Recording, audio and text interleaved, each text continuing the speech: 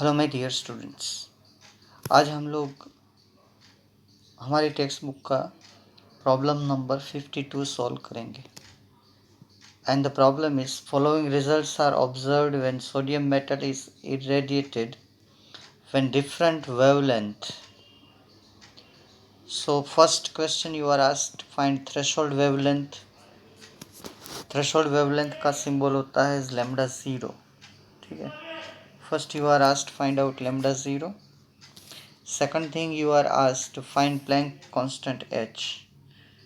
So Planck constant h you can find according to data given here, and second answer you know very well, that is 6.626 multiplied by 10 raised to minus 34 joule into second.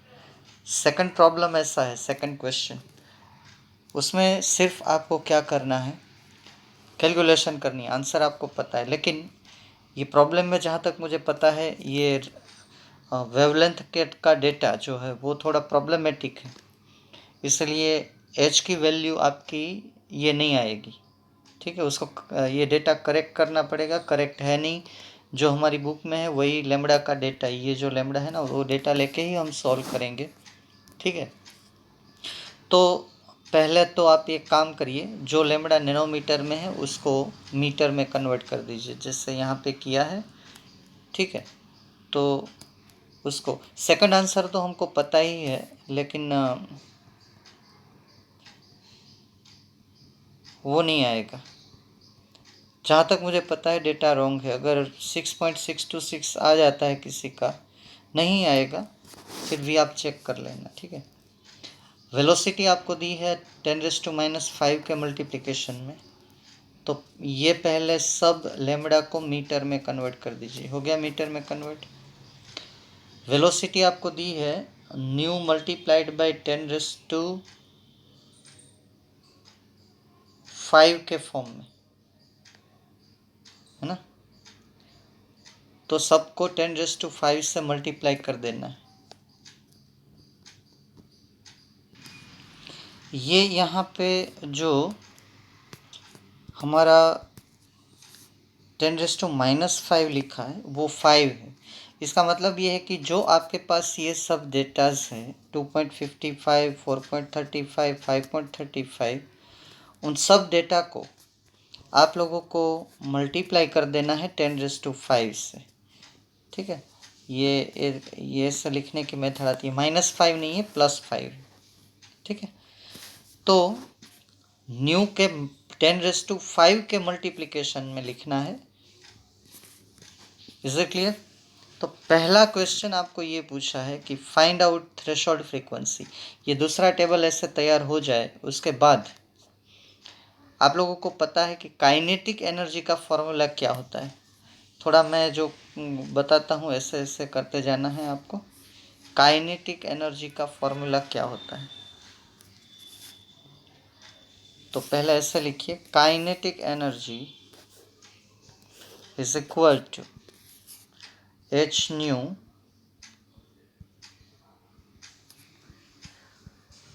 Minus h nu zero. ठीक है, solution यहाँ से start कीजिए। Kinetic energy का formula है 1/2 mv² is equal to h c by lambda minus h c by lambda 0। हो गया। H C तो कॉमन है, तो फिर आप एक काम करिए, ऐसा करिए, 1/2 mv² is equal to h c को कॉमन निकाल दीजिए। अब लिखिए 1/λ/1/λ 0। हो गया। इतना आप 3 स्टेप करिए। काइनेटिक एनर्जी का ये formula H nu minus h new 0। अब मास ऑफ इलेक्ट्रॉन रखने की ज़रूरत नहीं है, वेलोसिटी आपको रखनी पड़ेगी सब में। ठीक है, तो मैं आपको 3 इक्वेशन डिराइव करके देता हूँ। ये आपका फॉर्मूला जो मैंने डिराइव किया, this one is most important. मेरे सॉल्यूशन से आपको चलना है, बाद में मैं आपको थोड़ा गाइडेंस करूँगा कि अब आप क्या करेंगे। ये हमारा मेन डेरिवेशन आ गया। पहले ये टेबल तैयार कर लीजिए, उसके बाद ये हमारा डेरिवेशन, उसमें हम टेबल की वैल्यू रखेंगे। पहला है हमारा ये वाला 502.55 वाला फर्स्ट ऑब्जर्वेशन है। वेलोसिटी की वैल्यू वहीं पे आप रख दीजिए, तो हमको पहला इक्वेशन मिलेगा। आप 1/2 mv² सामने ले जाओ तो भी कोई प्रॉब्लम नहीं है, तो मैं hc पहले रख देता हूँ, ठीक है। तो मेरा पहला इक्वेशन आएगा इससे hc इन ब्रैकेट 1 अपॉन, पहला लेमड़ा क्या है हमारा 2 point, first lambda observation is yes 500 multiplied by 10⁻⁹। यहाँ पे लिख लीजिए 500 multiplied by 10⁻⁹ minus 1 upon lambda 0, वो तो हमें फाइंड करना है, इज इक्वल टू, अब क्या आएगा 1/2 mv², तो 1/2 m और v का स्क्वायर, v कितना है हमारा 2.55 10⁵, 2.55 मल्टीप्लाइड बाई 10⁵², ऐसा करके आप लिख लीजिए। इसके ऊपर यहाँ स्क्वायर, ये ब्रैकेट ओवर, ठीक है। वो इक्वेशन में पूरा आपको दिखा दूँ। अब ये लेमड़ा 0 भी 10⁻⁹ के मल्टीप्लिकेशन में ही आएगा, नैनोमीटर में ही होगा लेमड़ा 0। तो अगर लेमड़ा नैनोमीटर में, तो लेमड़ा 0 भी नैनोमीटर में होगा, तो ये भी लेमड़ा 0 मल्टीप्लाइड बाई 10⁻⁹ होगा, ठीक है। तो इसका पूरा सिंप्लीफिकेशन ऐसे आएगा। अगर जनरल फॉर्म में आप देखना चाहें तो मैं आपको दिखा देता हूँ। ये जो मैंने ये इक्वेशन लिखा ना, ये बॉक्स वाला, उसका भी अगर आप 10⁻⁹ हर बार नहीं लिखना चाहते तो इसका ये फॉर्म हो जाएगा। ये जो है ना, अब 10⁻⁹ तो लेमड़ा 10⁻⁹ में, तो लेमड़ा 0 भी होगा। अब 10⁻⁹ आप कॉमन निकाल सकते हो, ये निकाल दिया मैंने कॉमन। तो ये जो यहाँ पे मैंने इक्वेशन लिखा है, कहाँ पे, ये वाला, ये सीधा ये 1/2, ये नहीं सॉरी, ये वाला सीधा ये देखिए hc, अब यहाँ पे भी 10⁻⁹ होगा, तो ये 10⁻⁹ यहाँ पे कॉमन निकाल दिया है, ठीक है। पहले आप इक्वेशन लिख लो, ऐसे मत करो, ये डायरेक्ट है ना सिंप्लीफिकेशन है। तो पहला इक्वेशन आप लिख लो, ये रहा hc। अब उसका भी मैं सिंप्लीफिकेशन करके देता हूँ, आप मेरे हिसाब से ही चलिए, ठीक है। यहाँ जगह नहीं है, मैं और एक पेज ले लेता हूँ, ठीक है, ब्लैंक। वो इक्वेशन में फिर से लिखूँगा कि कैसे आ रहा है। यहाँ पे देखिए 1/2 mv² मैं सामने ले गया हूँ, तो क्या होगा हमारा hc, मैं फिर से लिख रहा हूँ यहाँ पे, हाँ, hc in bracket 1 upon 500 multiplied by, एक में आपको मैं करके दिखाऊंगा, बाकी डायरेक्ट लिख दूंगा, माइनस 1 अपॉन लेमड़ा 0, वो भी 10⁻⁹ के मल्टीप्लिकेशन में ही होगा, इज इक्वल टू 1/2 m, और v की वैल्यू है 2.55 मल्टीप्लाइड बाई 10⁵, और इसका आप स्क्वायर कर देना, ठीक है। यहाँ पे जगह नहीं है, इसका स्क्वायर कर देना, 2.55 10⁻⁵ है ना, तो यहाँ पे लिखने की जगह नहीं है, 2.55 10⁵ होल ब्रैकेट स्क्वायर। अब 10⁻⁹ तो मैं कॉमन निकाल सकता हूँ, तो मेरे पास इक्वेशन ऐसा आएगा 10⁻⁹, पहला मैं बता रहा हूँ आपको 500 minus 1 upon lambda 0 is equal to 1/2 into m, mass मत रखिएगा, वो तो हम डिवाइड करेंगे तब कैंसिल हो जाएगा, ये मास ऑफ इलेक्ट्रॉन है, 2.55 multiplied by 10⁵ whole bracket square हो गया। ये आपका इक्वेशन 1 हुआ। और उसी हिसाब से अगर मैं दूसरे डेटा में लिखना चाहूँ तो दूसरा इक्वेशन मेरा मिलेगा HC 10⁻⁹ बाहर निकाल लो 1 अपॉन दूसरी लेमडा है 450 minus 1 upon lambda 0 is equal to 1/2 m 2.55 नहीं, वो डेटा कितना है देख लो जरा टेबल में, वो शायद है 4.35। यस 4.35 मल्टीप्लाइड बाई 10⁵ स्क्वायर हो गया।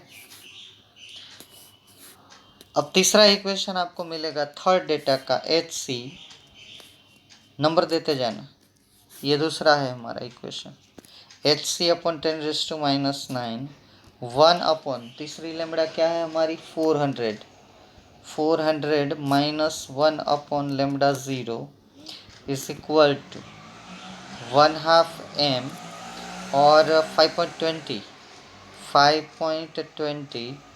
10⁵ स्क्वायर MV स्क्वायर, ये इक्वेशन नंबर 3 आ गया इक्वेशन। अब ये तीनों इक्वेशन को सिंप्लीफाइड फॉर्म में लिखना है। पहले ये 3 लिख लो, ये पहला दूसरा और तीसरा आपकी स्क्रीन के ऊपर, ठीक है। पहला सिंप्लीफिकेशन क्या था हमारा, फर्स्ट सिंप्लीफिकेशन,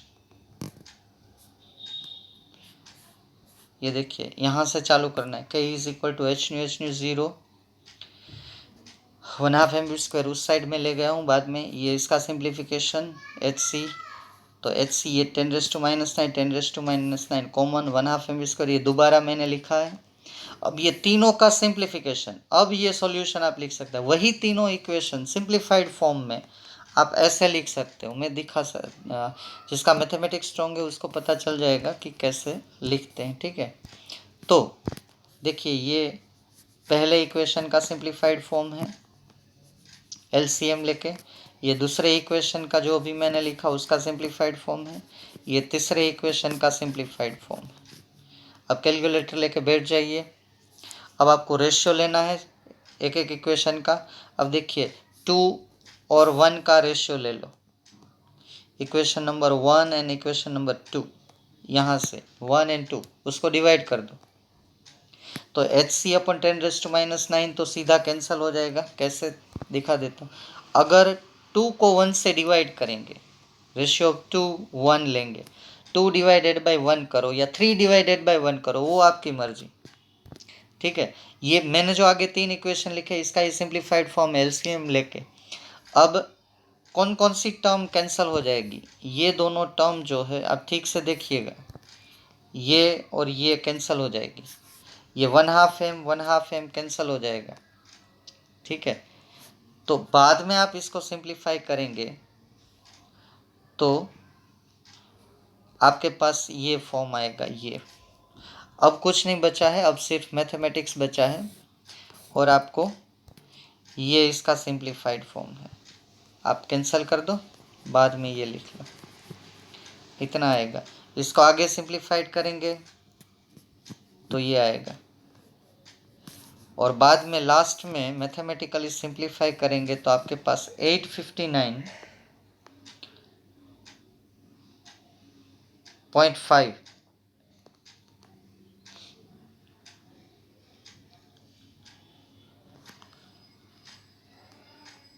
कुछ मल्टीपल ऑफ लेमडा 0 की वैल्यू आएगी, और इसको सिंप्लीफाई करेंगे तो आपको लेमडा 0 मिलेगा। ये आपका आंसर हो गया। ओके, अब आपको लेमडा 0 मिल गया है, हाँ, तो फिर वो लेमडा 0 किसी एक इक्वेशन में रखो जो आगे हमने सिंप्लीफाई, या तो ये पहले इक्वेशन में रखो, या तो दूसरे इक्वेशन में रखो, या तो तीसरे इक्वेशन में रखो। C की वैल्यू आपको पता है 3 मल्टीप्लाइड बाई 10⁸, तो सब वैल्यू किसी एक इक्वेशन में रख दो तो आपको H की वैल्यू मिलेगी, और H की वैल्यू तो पता ही है हमें 6.626, लेकिन यहाँ डेटा में कुछ प्रॉब्लम है। तो देखिए किसी एक इक्वेशन में यहाँ H की वैल्यू रख दी है, ये देखिए C की वैल्यू रख दी है और उसको सिंप्लीफाई कर दिया है, तो हमें यहाँ पे प्लैंक का कांस्टेंट मिल रहा है 8.4464 मल्टीप्लाइड बाई 10⁻⁻34, जो प्लैंक का कांस्टेंट नहीं है।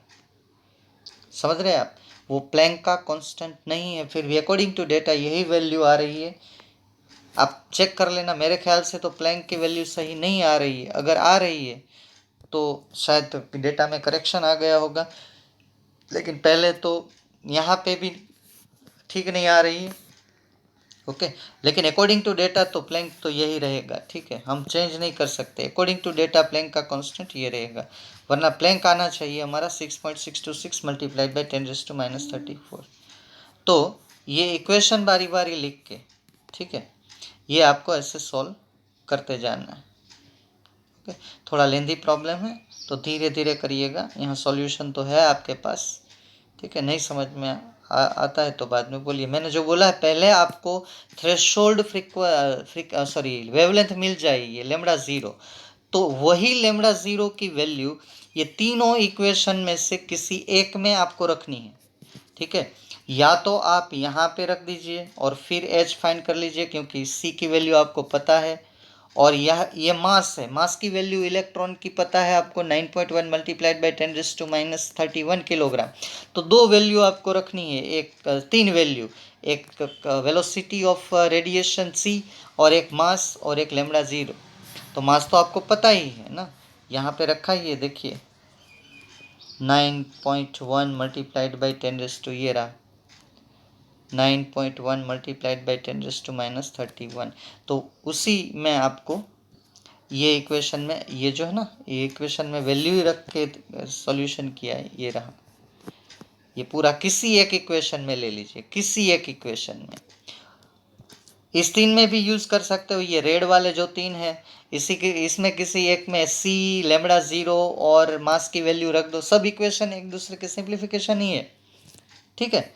तो मेरे ख्याल से अब आपको समझ में आ गया होगा। ये लेंदी प्रॉब्लम है, बहुत ही आपको धीरे से करना है, पहले टेबल के ऊपर से दूसरा टेबल, बाद में जो मैंने सिंप्लीफिकेशन बताए वो सिंप्लीफिकेशन, उससे मैंने जो तीन इक्वेशन डिराइव किए वो तीन इक्वेशन ऐसे, और बाद में ये रेड जो तीन है उसको तीन, 1 2 3 नंबर दे दो, और फिर ये रेड में से किसी दो को डिवाइड करो, जैसे यहाँ 2 एंड एक 2 इक्वेशन 2 को 1 से डिवाइड किया है, उसका सिंप्लीफिकेशन आप करेंगे तो आपको लेमड़ा ज़ीरो मिलेगा। वो लेमड़ा ज़ीरो की वैल्यू ये तीन रेड इक्वेशन में से किसी एक में पुट करिए, सी की वैल्यू पुट करिए, मास की वैल्यू पुट करिए, और आपको प्लैंक कांस्टेंट एच मिलेगा, जो यहाँ नीचे दिया गया है, ठीक है। अब हम बोहर पोस्टुलेट पार्ट 2 में आगे बढ़ते हैं। Let us move to the Bohr postulate part 2, क्योंकि वो अधूरा छोड़ा था, क्योंकि ये प्रॉब्लम बहुत लंबा है। Now let us move to the next postulate of Bohr, and that one is postulate number 4, ठीक है। 4 नंबर पोस्टुलेट जो है वो आपकी स्क्रीन के ऊपर, किसी शेल में अगर इलेक्ट्रॉन प्रेजेंट है, then how can we find the energy of that electron, and that energy is always negative. Why negative, that also I will explain you. तो एनर्जी एक्सप्रेशन, हालांकि बोहर ने सिर्फ हाइड्रोजन एटम का ही spectra समझाया है, तो वो हाइड्रोजन एटम के बारे में ही बोलेगा। The energy expression for hydrogen like ions और hydrogen atom, hydrogen like ions का मतलब क्या होता है कि जिसमें एक इलेक्ट्रॉन हो, जिसमें एक इलेक्ट्रॉन हो वो है हाइड्रोजन। मैं जो बोलता हूँ वही आपको लिखना है, पहले समझ लीजिए। बाद में अगर आप बोलेंगे कि हीलियम प्लस, हीलियम में 2 इलेक्ट्रॉन होते हैं, एक इलेक्ट्रॉन निकल गया इसलिए यहाँ आयन लिखा है। लिथियम में 3 इलेक्ट्रॉन होते हैं, हाइड्रोजन, हीलियम, लिथियम, तो लिथियम 2 प्लस, इसमें भी एक इलेक्ट्रॉन होता है। Hydrogen, helium, lithium, beryllium, beryllium में 4 इलेक्ट्रॉन होते हैं, तो बेरिलियम 3 प्लस, 3 इलेक्ट्रॉन निकाल दो, एक इलेक्ट्रॉन बचा। और फिर आता है boron, boron 4 plus, hydrogen, helium, lithium, beryllium, boron, okay. तो हाइड्रोजन लाइक आयंस, ये सब जो है वो हाइड्रोजन लाइक आयंस, ये खुद गब्बर है हाइड्रोजन, जिसके बारे में बोहर ने बात की। काफ़ी कुछ कैलकुलेशन करके माय फ्रेंड्स उसने एक फॉर्मूला डिराइव किया है, जो आपकी स्क्रीन के ऊपर है, उसको लिख लो। E N is equal to -2π² me⁻⁴z² upon n² h²। ये मैं इसकी बात कर रहा हूँ, ये लिख लो। अब ये इसमें कांस्टेंट कौन कौन से हैं, तो एक तो 2πm e⁴, ये जो 4 है वो तो कांस्टेंट है। E is the charge of electron, m is the mass of electron, pi is also constant, और ये नीचे वाला h कांस्टेंट है, ठीक है, ये सब की वैल्यू आप पुट करोगे और उसका जो सिंप्लीफिकेशन निकालोगे तो आपको मिलेगा 2.18 मल्टीप्लाइड बाई 10⁻⁻18। और ये भी रीडबर्ग कांस्टेंट है, उसको आर एच भी बोला जाता है। आर एच की वैल्यू कितनी आई, ये सब कांस्टेंट है ना, तो आर एच की value I 2.18 multiplied by 10⁻⁻18 joule. ऐसा ब्रैकेट में लिख लेना, ये रीडबर्ग कांस्टेंट गिना जाता है। बाकी क्या बचा जो वेरिएबल है, वेरिएबल है वो दो चीज़ है, एक तो z वेरिएबल है और कौन से शेल में इलेक्ट्रॉन है। n आपको पता है, एक भी हो सकता है, दो भी हो सकता है, तीन तक इन्फिनिटिव भी हो सकता है। और z मतलब एटॉमिक नंबर 1 2 to 118 तक जा सकता है एटॉमिक नंबर। तो ये दोनों वैल्यू हमें नहीं रखनी है, तो इस फॉर्मूला जो है, अब समझ गए। अब देखिए क्लियर कट मैं आपको दिखा रहा हूँ, अगर यही फॉर्मूला को हम सिंप्लीफाई करेंगे तो हमें ये मिलेगा जूल पर एटम। अब मुझे जूल पर मोल फाइंड करना है, सॉरी किलो जूल पर मोल फाइंड करना है, तो मुझे क्या करना है, -2.18, माइनस नहीं लिखेंगे तो भी चलेगा, 2.18 मल्टीप्लाइड बाई 10⁻⁻18, इससे एवोगेड्रो नंबर से मल्टीप्लाई कर दो तो पर मोल, ठीक है, और डिवाइडेड बाय किलो जूल मतलब कि 1000 से डिवाइड कर दो, तो आपको मिलेगा 1311.8। ये सब फॉर्मूला आपको याद रखना है, डेरिवेशन नहीं। तो अब जो मैं कंसेप्ट लेने जा रहा हूँ उसमें फॉर्मूला बहुत है, ठीक है। कंसेप्ट इज़ नॉट इम्पोर्टेंट, जो स्टूडेंट फॉर्मूला में एक्सपर्ट है, मतलब कि वो फटाक से फॉर्मूला बोल सकता है, वो सीधा प्रॉब्लम सॉल्व कर पाएगा, ठीक है। तो हमारे पास अगर आपको पूछा है energy of electron in any shell joule per atom में, तो आपको ये फॉर्मूला यूज़ करना है, -2.18 मल्टीप्लाइड बाई 10⁻⁻18। जेड जो है वो एटॉमिक नंबर है, एन जो है वो शेल नंबर है, 1 2 3 कौन से ऑर्बिट में इलेक्ट्रॉन प्रेजेंट है। अगर आपको पूछा है कि energy of electron in this shell, अगर पहले सेल में पूछा है E1, तो आपको एन की जगह पे 1 रखना है, E2 एन की जगह पे 2, जिस एटम का पूछा है उसका एटॉमिक नंबर यहाँ पे रखना है, ठीक है। तो अब आपको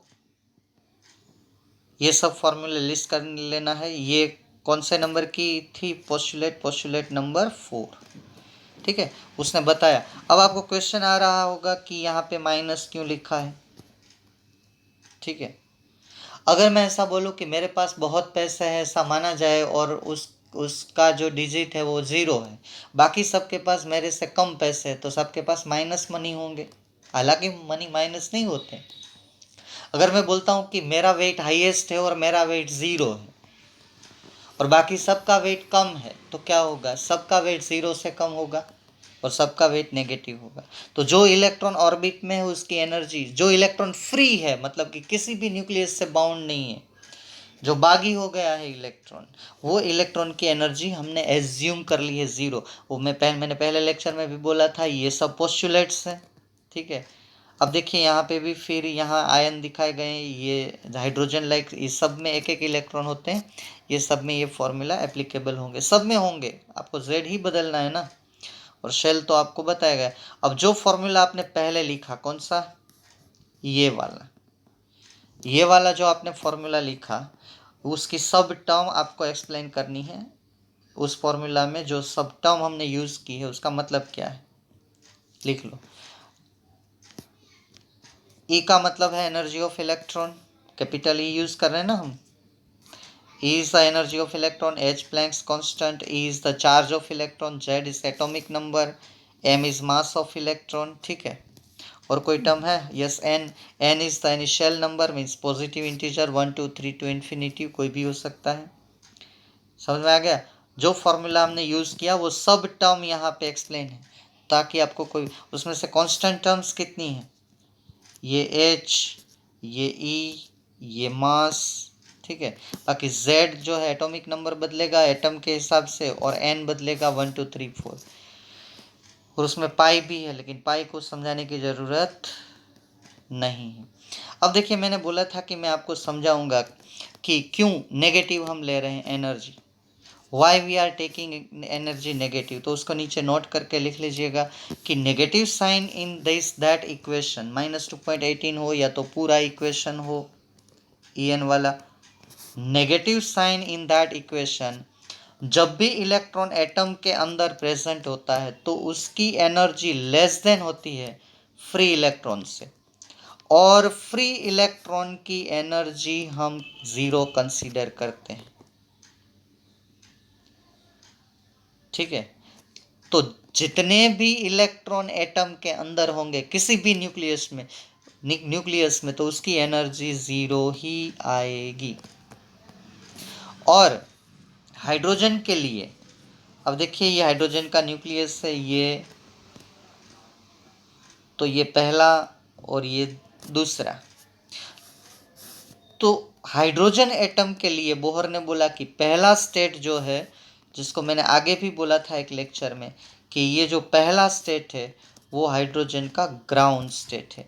ये दूसरा और उसके आगे वाला तीसरा चौथा ये उसका एक्साइटेड स्टेट। तो स्पेशली फॉर हाइड्रोजन जब भी n की वैल्यू ग्रेटर देन 1 होगी तो हाइड्रोजन इलेक्ट्रॉन के लिए वो एक्साइटेड स्टेट होगा। इसका मतलब ये नहीं है कि आप ऐसा मानने की गलती मत करना कि उसकी एनर्जी पॉजिटिव हो जाएगी, क्योंकि फ्री इलेक्ट्रॉन की एनर्जी ज़ीरो एज्यूम की गई है।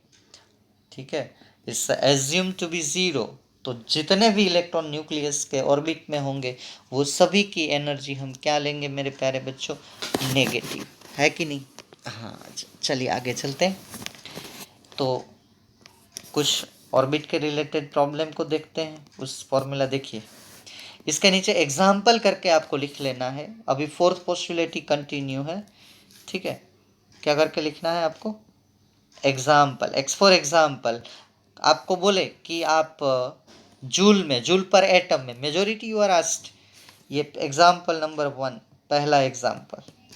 फर्स्ट ऑर्बिट में कितनी एनर्जी होगी हाइड्रोजन के लिए, हाँ ओनली फॉर हाइड्रोजन। तो उस फॉर्मूला में z इज इक्वल टू 1 रख दिया, और n इज इक्वल टू आपको फर्स्ट बोला है ये E1 है, मतलब कि n इज इक्वल टू 1, तो z अपॉन n स्क्वायर है। ठीक है, सिंप्लीफाई करो, जूल एनर्जी, इतनी एनर्जी आपको मिलेगी। क्लियर, ऐसा आप 2-3 बना सकते हो। दूसरा एग्जाम्पल, ये भी एग्जाम्पल है। अगर आपको ऐसा पूछा जाए कि एनर्जी लेवल 2 में कितनी एनर्जी होगी तो n की जगह पे 2 रख दो। ये z तो हाइड्रोजन का 1 ही है। अगर वही चीज़ आपको लिथियम के बारे में पूछी होती तो आपको z कितना रखना पड़ता, 3।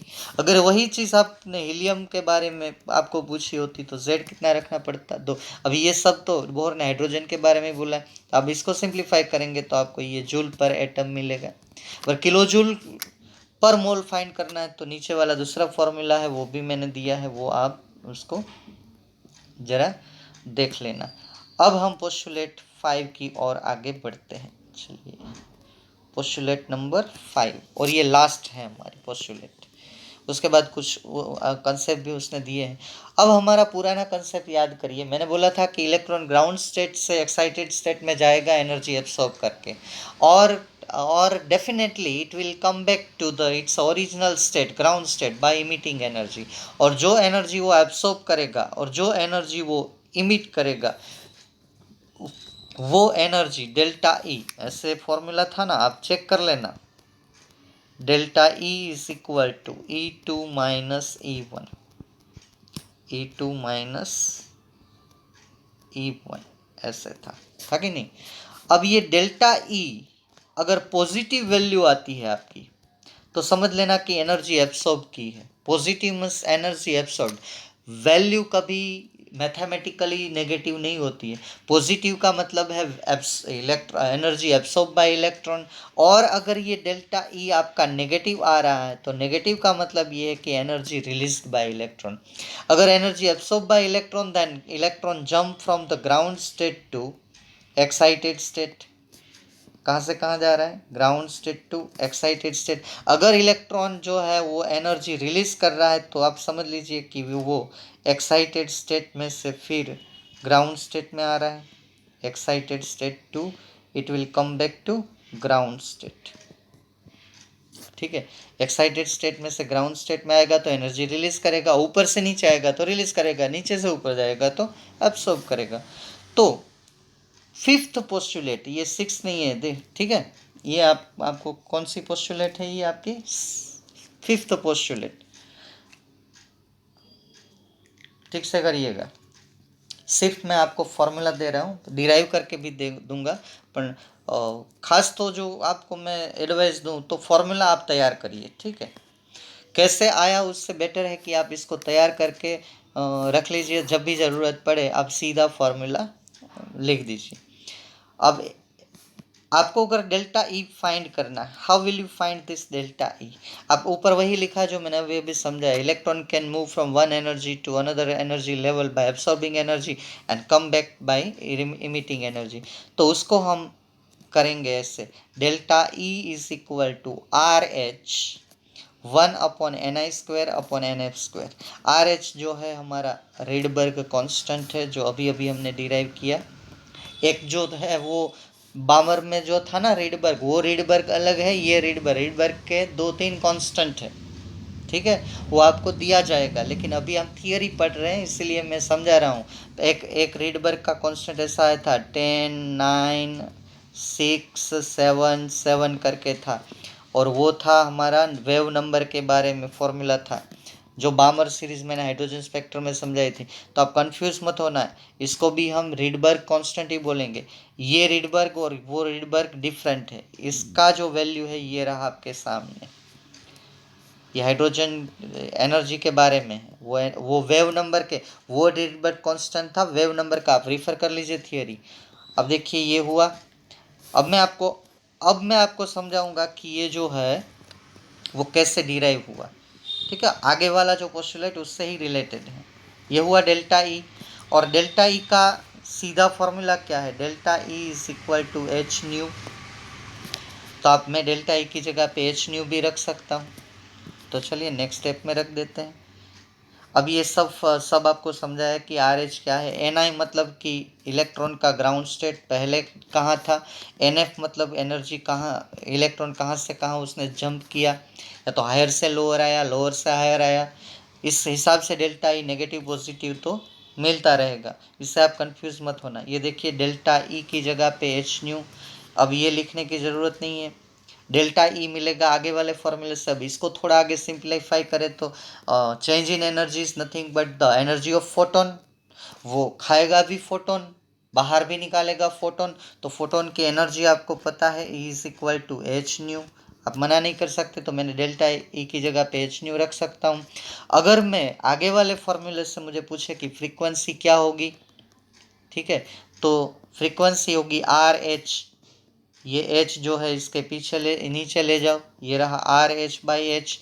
तो आर एच भी कांस्टेंट, ये एच भी कांस्टेंट, दोनों की वैल्यू रख दो, ये रख दी, आर एच की वैल्यू रख दी 2.8 मल्टीप्लाइड बाई 10⁻⁻18, और इससे इसको ये दोनों डिवाइड कर देंगे आप, तो आपको मिलेगा 3.29 मल्टीप्लाइड बाई 10⁻15, ठीक है।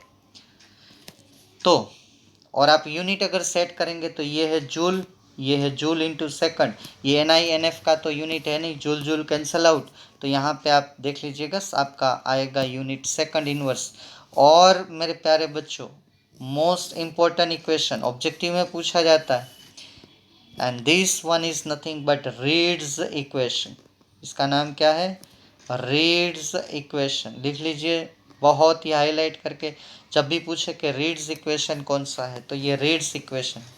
अब आपको क्वेश्चन ये रहेगा कि सर ये आया कैसे, ठीक है। तो आपको पता है कि एनर्जी ऑफ इलेक्ट्रॉन किसी भी शेल में हम कैसे फाइंड करते हैं। अब मैं आपको इसका डेरिवेशन दिखाता हूँ, ठीक है। अगर आपको इंटरेस्ट है तो आप डेरिवेशन ऐसा कुछ करके लिख लीजिए, ठीक है, डेरिवेशन।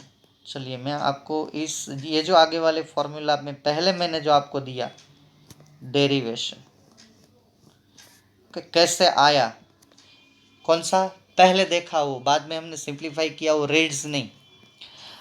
अब डेल्टा ई मतलब कि इलेक्ट्रॉन का फाइनल स्टेट माइनस, हमको तो पता नहीं है वो कहाँ था, ऐसा तो हम एज्यूम, पहले स्टेट में से दूसरे, ट्रांजिशन तो कोई भी हो सकता है ना, 2 से 3 जा सकता है, 1 से 4 जा सकता है, 1 to 2 जा सकता है, ये सब ट्रांजिशन है। एक्साइटेड स्टेट में जाता है वो ग्राउंड में से, अगर थर्ड में था तो थर्ड में से 4 में जाएगा, एनर्जी जितनी लेगा उतना जंप लगाएगा, और फिर 4 से 3 में वापस आएगा, पहले जहाँ था 2 से 1 में वापस आएगा, जहाँ वो पहले था वो उसका ग्राउंड स्टेट है, 1 से 4, 4 से 1 में वापस आएगा। तो इस केस में एनर्जी एब्सॉर्ब करेगा, ये सब केस में एनर्जी रिलीज करेगा। ऊपर वाले सब केस जो है वो ground state to excited state में जा रहा है, नीचे वाले सब जो है वो excited state to ground state वापस आ रहा है। यहाँ डेल्टा ई पॉजिटिव होगी क्योंकि वो एनर्जी एब्सॉर्ब करता है, यहाँ डेल्टा ई नेगेटिव होगा क्योंकि वो एनर्जी रिलीज करता है। फिर से रिवाइज करवा दिया, ठीक है। अब मुझे एनर्जी का डिफरेंस सीधा एक फॉर्मूला पे पूरा हमको मिलता है, डेल्टा ई निकालना है। तो एफ में एनर्जी कितनी थी, तो वो फॉर्मूला हमारे पास है, energy in F is equal to -2.18 multiplied by 10⁻⁻18 Z upon N square ना, Z square upon N square था ना। हाँ,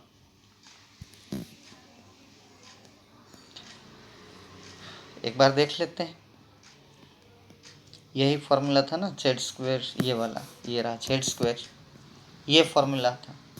चलिए, तो मैं आपको समझा दूं कि इसमें मैंने फॉर्मूला, इसमें वैल्यू रखी, यहाँ पे एफ रख दिया फाइनल, तो यहाँ पे आएगा एन एफ स्क्वायर, और अगर हाइड्रोजन के लिए बात कर रहे हैं तो z is equal to 1, 1 square 1 हो जाएगा।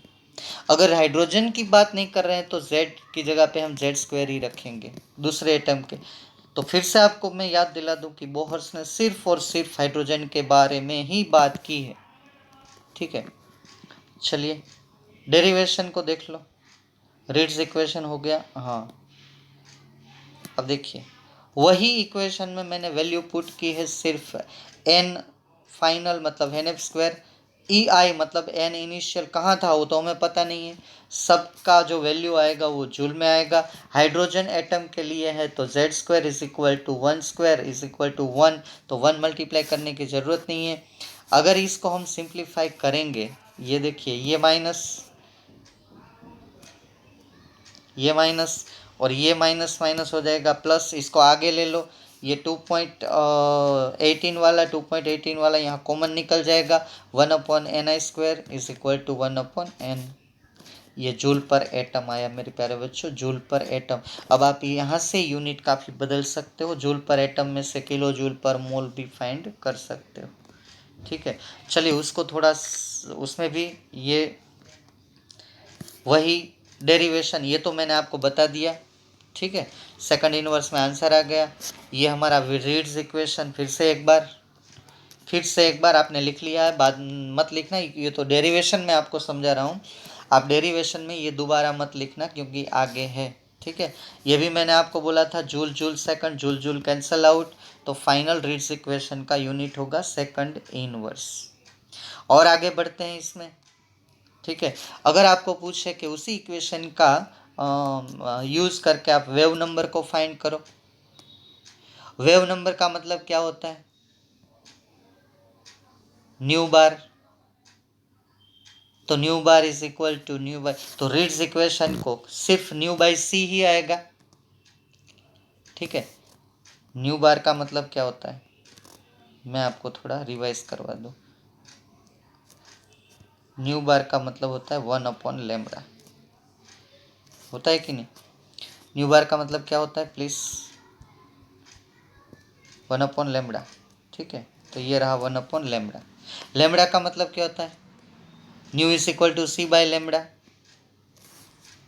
अब nu is equal to C by lambda, तो लैम्बडा का मतलब क्या होगा, सी बाय न्यू, तो उसका रेसिप्रोकल क्या होगा, न्यू बाय सी। लैम्बडा का मतलब सी बाय न्यू, तो 1/λ is equal nothing but nu bar, तो 1/λ का मतलब क्या होगा, न्यू बाई सी, ठीक है। रिवर्स कल जिसने प्रिपेयर किया है उसके लिए तो कोई प्रॉब्लम नहीं है। अब ये वैल्यू रखो, तो ये जो हमने बामर सीरीज में किया था वेव नंबर का, वो भी मैंने डिराइव वहाँ एक्सेप्ट किया था, यहाँ मैंने डिराइव करके दे दिया। यूनिट आएगा, आप चेक कर लेना, सेंटीमीटर इनवर्स। अगर आप इसको मीटर इनवर्स में कन्वर्ट करना चाहते हो, ठीक है, मीटर इनवर्स में, तो अब हम डेरिवेशन नहीं करेंगे, याद रख लीजिएगा। अगर न्यू बार सेंटीमीटर इनवर्स में फाइंड करना चाहते हो तो फॉर्मूला ये है, मीटर इनवर्स में फाइंड करना चाहते हो न्यू बार तो फॉर्मूला ये है, मल्टीप्लाइड बाई 10। यूनिट कन्वर्जन में जाइएगा, पता चल जाएगा। यूनिट कन्वर्जन में नहीं जाना है तो फॉर्मूला जितना आप याद रख सको उतना आप याद रख लो, ठीक है। अब एक नया कंसेप्ट डाल दो, क्वेश्चन एक्सप्लेन बोहर रेडियस। यहाँ पे आप क्वेश्चन लिख लो एक, write down one question and that one is the explain Bohr radius. Explain Bohr radius question लिख लेना प्लीज। चलिए मैं बोहर रेडियस के बारे में आपके साथ डिस्कस करता हूँ। डेरिवेशन नहीं है, सिर्फ और सिर्फ फॉर्मूला फुल बोहर रेडियस का। बोहर रेडियस का मतलब क्या है, मानो कि ये न्यूक्लियस है हमारा किसी भी एटम का। हाइड्रोजन एटम के लिए उन्होंने बात की है तो वो तो हाइड्रोजन के बारे में ही बताएंगे लास्ट तक, वही उसकी लिमिटेशन है। हम दूसरे एटम में ये अप्लाई कर रहे हैं क्योंकि कंसेप्ट अच्छा है, लेकिन उसने तो सिर्फ और सिर्फ हाइड्रोजन के बारे में ही बोला है सब कुछ। तो मानो कि ये हमारी ऑर्बिट है, तो ये न्यूक्लियस से ये ऑर्बिट का डिस्टेंस, इसको हम बोलेंगे रेडियस। और यही रेडियस का फॉर्मूला बोहर ने दिया, इसलिए हम बोलते हैं बोहर रेडियस, BR। तो बोहर रेडियस का सीधा फॉर्मूला है माय फ्रेंड आपके सामने। किसी भी ऑर्बिट, जैसे ऑर्बिट बड़ी होगी तो रेडियस भी बड़ी होगी। जैसे कि ये न्यूक्लियस है, ये पहली ऑर्बिट, दूसरी ऑर्बिट, ये तीसरी ऑर्बिट, ये चौथी ऑर्बिट, तो fourth orbit radius is more than third, third is more than second. Okay, किसी भी ऑर्बिट का अगर आपको रेडियस चाहिए तो ये फॉर्मूला यूज कर लो। अभी आपको ऐसा लगेगा कि सर इतना बड़ा फॉर्मूला नहीं चाहिए, ठीक है, तो अब क्या करना है, उसको सिंप्लीफाई कर दो। क्योंकि इसमें देखिए ये एच कांस्टेंट है, ये 4π² कांस्टेंट है, ये m² कांस्टेंट है। नई कांस्टेंट है तो कौन सी, दो चीज़ है, n², क्योंकि प्रिंसिपल क्वांटम नंबर जो है सेल नंबर वो कांस्टेंट नहीं रहता है, और z वो कांस्टेंट नहीं रहता है। तो बाकी जितने कांस्टेंट है उसकी जगह पे उसने a0 निकाल दिए, सबकी वैल्यू रखी। तो 3 यूनिट में आपको वो वैल्यू याद रखनी है a0 की, ठीक है। a0 मतलब कि ऊपर वाला जो फॉर्मूला है उसको ऐसा सिंप्लीफाई कर दिया, जितने भी कांस्टेंट टर्म है उसको नई कांस्टेंट टर्म दी a0। तो a0 का मतलब क्या हुआ, a0 का मतलब क्या हुआ कि a0 की वैल्यू उसने निकाली, तो a0 is nothing but h² upon 4π², ठीक है, m mass of electron, e² charge of electron, ये सब वैल्यू रखी, उसको उसने a0 बोल दिया। तो ऊपर वाला फॉर्मूला छोटा हो गया ना, ये ऐसा हो गया। अब a0 की वैल्यू आपको याद रखनी है, पिकोमीटर में 52.9, एक याद रखते हो तो वो नैनोमीटर में 0.059, ठीक है, और एंगस्ट्रॉम में 0.529 एंगस्ट्रॉम, ठीक है।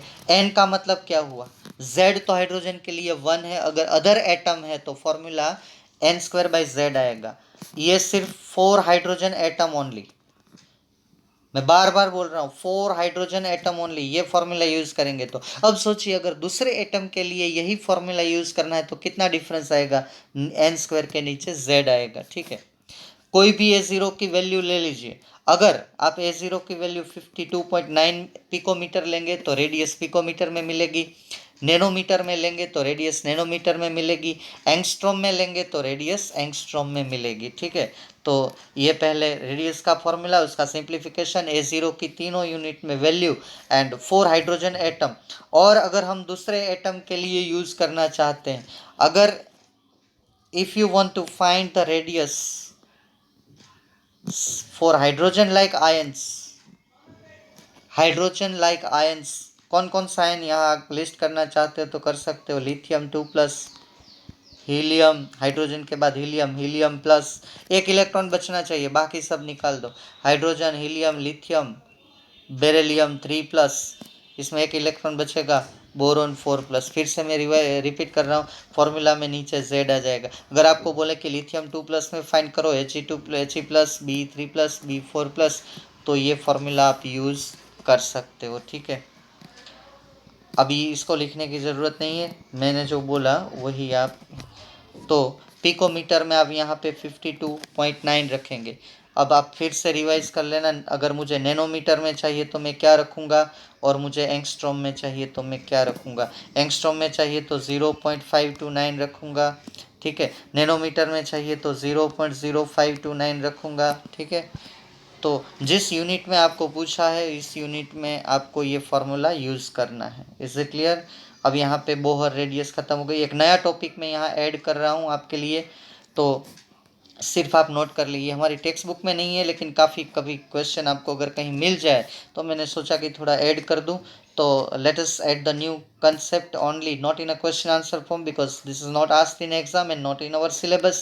So when you are asked that in any orbit, when electron is revolving around the nucleus and it has a velocity v, then find out the velocity of that electron. How will you find the velocity? कभी भी आपको पूछे कि ये electron की velocity find करो, तो आप इस फॉर्मूला का यूज़ कर लो। Velocity is equal to v is equal to N H upon 2πmr।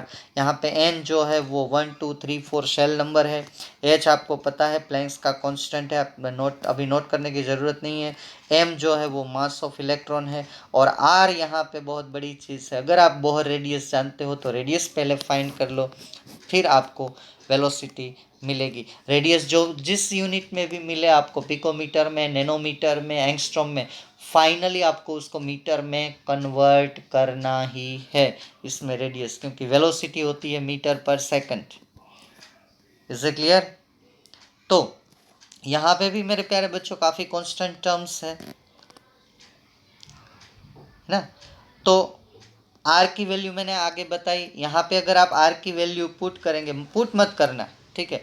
आपको सिर्फ ये फॉर्मूला तैयार करना है और ये फॉर्मूला याद रखना है जब भी आपको ज़रूरत है। ये इजी है किसी भी ऑर्बिट में, क्योंकि ये सब टर्म्स आपको याद रखनी पड़ेगी। यहाँ पे टर्म याद नहीं रखनी है, कांस्टेंट आ जाता है, उसका कुछ नाम नहीं है। 2.19 multiplied by 10⁶ z upon n, ठीक है। अब वो एनर्जी वाला फॉर्मूला था, उसमें क्या था, z² अपॉन n²। बाद में रेडियस वाला फॉर्मूला आया, उसमें क्या आया, n² अपॉन z। यहाँ पे बच्चे बहुत कंफ्यूजन हो जाते हैं, और यहाँ से यहाँ z अपॉन n, ठीक है। ये तो हमारे सिलेबस में नहीं है, आपकी इच्छा, ठीक है। मैं आपको ये फॉर्मूले के लिए फोर्स नहीं करूँगा, बिल्कुल नहीं करूँगा। अब मैं आपको ये बोहर का मॉडल जो है उसमें भी लिमिटेशन, हालांकि बहुत अच्छा मॉडल है, फिर भी लिमिटेशन है। लिमिटेशन के बारे में थोड़ा आपको बता दूं, तो ये सिर्फ आपको पढ़ना है, लिखना नहीं है। क्वेश्चन आपको ये लिखना है, right the limitations of Bohr's model, ठीक है। देखते हैं लेंथ कितनी है, बाद में आगे बढ़ेंगे, ठीक है। लिमिटेशन के बारे में हम नेक्स्ट लेक्चर में बात करेंगे, ओके। चलिए फास्ट बात कर लेते हैं। तो पहली लिमिटेशन सिर्फ आपको, बाद में हम ये लिमिटेशन में क्या करेंगे वो। तो पहली limitation, Bohr model could not explain the spectra of atom containing more than 1 electron. और दूसरी लैंग्वेज में मैं ये बोल सकता हूँ कि बोहर हाइड्रोजन के अलावा और कोई, आप शॉर्ट में लिख लो, ठीक है। हाँ, इतना मत लिखो, मैं यहाँ बोलता हूँ वो लिखो। Bohr can not explain the atomic spectra other than hydrogen. और उसने वही एटम का स्पेक्ट्रा समझाया जिसमें एक इलेक्ट्रॉन था। मल्टी इलेक्ट्रॉन समझाने की उसकी बस की बात नहीं रही, उन्होंने नहीं समझाया, उन्हें बोला कि ये नहीं। और Bohr can not explain the Zeeman effect. Zeeman effect का मतलब क्या है, मैं आपको बता दूं कि जैसे कोई स्पेक्ट्रा हम ऑब्जर्व करते हैं, तो ऐसे बहुत क्लोज लाइन आती है, क्लोज लाइन 2 या 3। इसको 2 क्लोज लाइन आती है जो बहुत मुश्किल से दिखती है, उसको हम डबलेट बोलते हैं। 3 क्लोज लाइन आती है, उनको हम ट्रिपलेट बोलते हैं। ऐसी क्लोज लाइन क्यों आ रही है? And that effect is observe when we place that atom in a magnetic field. तो उसमें जो ये क्लोज लाइन दिखाई देती है उसको बोलते हैं जीमान इफेक्ट। उसको, उसके बारे में उसने नहीं समझाया। और एक इफेक्ट थी स्टार्क इफेक्ट। स्टार्क इफेक्ट मतलब कि अगर हम स्पेक्ट्रा को इलेक्ट्रिकल फील्ड में अगर देखते हैं, ठीक है, तो क्या होता है कि पहले तो एक लाइन ऐसे जाती है, ऐसे ऐसे स्पेक्ट्रा में एक लाइन, और एंडिंग में ये ऐसे 2 में स्प्लिट हो जाती है। तो ये 2 में कैसे स्प्लिट हो गई, ठीक है, तो इसको बोलते हैं स्टार्क इफेक्ट। तो वो ये दूसरा लिमिटेशन है, ये दोनों वो नहीं समझा पाए। अब तीसरी लिमिटेशन, अब हमें जो थियरी पढ़नी है उसके बारे में तो उन्होंने नहीं समझाया। इलेक्ट्रॉन जो है has a dual character, electron behaves as a particle as well as wave nature. मैं अगर आपको बोलूँ तो हम इलेक्ट्रॉन माइक्रोस्कोप में इलेक्ट्रॉन का वेव नेचर यूज़ करते हैं, और फोटो इलेक्ट्रिक इफेक्ट में इलेक्ट्रॉन का पार्टिकल नेचर यूज़ करते हैं। ठीक है, जैसे दूसरा एग्जांपल दूं मैं आपको कि हम सिंपल माइक्रोस्कोप में लाइट का वेव नेचर यूज़ करते हैं, डिफ्रैक्शन में लाइट का पार्टिकल वेव नेचर यूज़ करते हैं, और फोटोन के फॉर्म में जब हम फोटो इलेक्ट्रिक में उसको इंसिडेंट, तब हम लाइट पार्टिकल में सोचते हैं। तो ये ड्यूअल कैरेक्टर भी उसने नहीं समझाया कि it as a particle as well as nature. तो बोहर ने सिर्फ इलेक्ट्रॉन को पार्टिकल नेचर में ही लिया, उसने वेव नेचर इग्नोर किया है, ये लिमिटेशन है। अब एक बहुत बढ़िया थियरी हम आगे पढ़ने वाले हैं। तो Bohr can not explain the Heisenberg uncertainty principle. ठीक है, और ये आपको नहीं लिखना है, शॉर्ट में लिखना है, Bohr can not explain the Heisenberg uncertainty principle. अब ये क्वेश्चन रहा कि अनसर्टेनिटी प्रिंसिपल क्या है, तो मैं आगे जाके आपको समझाऊंगा। अब लास्ट, बोहर का मॉडल ये भी नहीं समझा रहा है कि दो एटम कंबाइंड होके मोलेक्यूल कैसे बना रहा है। ये तो काफ़ी टाइम से प्रॉब्लम आ रहा है। H2O कैसे बना, NaCl कैसे बना, ये बोहर ने नहीं समझाया। ये एंगुलर है, trigonal bipyramidal, crystal structures, lattice structures, ये जो शेप बन रहे हैं स्ट्रक्चर के, ठीक है, trigonal bipyramidal, pentagonal bipyramidal, octahedral, ठीक है, टेट्राहाइड्रल, ऐसे स्ट्रक्चर होते हैं मोलेक्यूल के जो हम इस 11th में ही मोलिकुलर स्ट्रक्चर एंड बॉन्डिंग में पढ़ेंगे। ठीक है, तो वो ज्योमेट्री क्यों आती है, शेप ऑफ मोलेक्यूल्स क्यों होते हैं, ऐसे लाइन में क्यों दो ऑक्सीजन हाइड्रोजन नहीं कंबाइंड हो जाते हैं, ऐसे ही क्यों कंबाइंड होते हैं, ऐसे क्यों कंबाइंड नहीं हो जाते, ये राइट है, ये गलत है। ठीक है, तो ये 5 जो लिमिटेशन है आप लिख लो। यहाँ पे हम ये लेक्चर ख़त्म कर रहे हैं। Thank you friends, thank you very much.